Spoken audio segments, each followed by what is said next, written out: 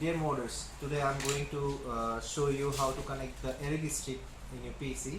So first of all, you need to have the LED strips, the sensors, and this is the adapter jack, which you are going to connect the sensor with the power supply, and this is the molex connector where you are going to connect this sensor. So today we are going to show you how we are going to do these things. So first of all, you have to strip out the wire.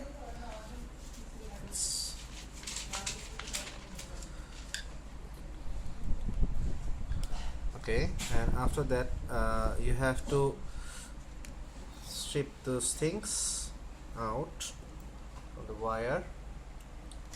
It's a very easy process. So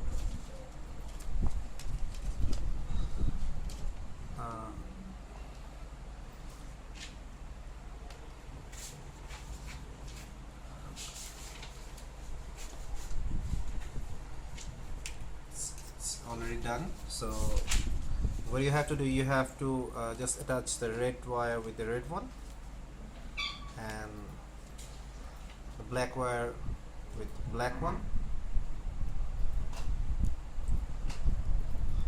and after that just attach it with some safety tapes, and then you can connect it with your power supply and it's ready to go.